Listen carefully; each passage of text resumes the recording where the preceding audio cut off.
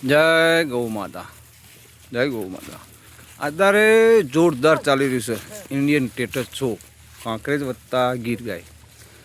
પણ અમે તો અભણ માણસો છીએ, હવે ક્યાં લઈ જઈને ઊભી કરવાની રાજકોટ ગાય?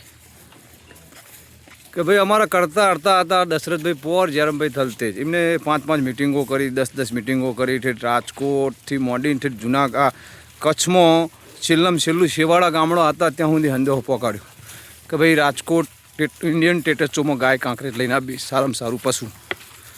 અમે અભણ આદમી, પણ અમારી મોર ખોડો અમને રસ્તો બતાવનારો તો જોવો ને, એવા દશરથભાઈ પોર અને જયરામભાઈ થલતેજ. એમના થ્રુ એક ક્લિપ આવી, કોક રાજકોટ મેળાવાળાએ મોકલી, ક્લિપ મોકલી, મારામાં ક્લિપ પડી છે. એટલે એમને એવું લાગ્યું કે ભાઈ અમારી કાંકરેજ ગાયનું કોઈ મન સન્માન સચવાયું છે નહીં, કાંકરેજ ગાયનું મન સન્માન સચવાયું છે નહીં. એટલે એ બંનેએ રાજકોટના આપણો રાજકોટનો ઇન્ડિયન ટેટસ શો મેળો એમાં રાજીનામું મેળ્યું. ચમ મેળ્યું કે નાના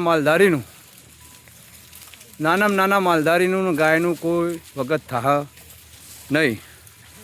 એમનામાં એવી ક્લિપ આવી એટલા માટે એમને રાજકોટના મેળામાં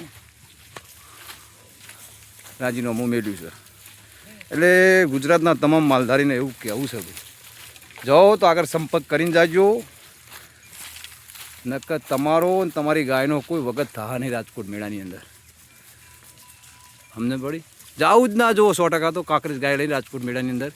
કે બેને મહેનત એટલી બધી કરી જોરદાર, અને આજે એમને રાજીનામું મેળવાનું કારણ કે પેલી ક્લિપો આવીને 2-3 રાજકોટ મેળામાંથી જ મોકલી હતી, ગમે તેને મોકલી હોય એમાં. જય ગૌ માતા.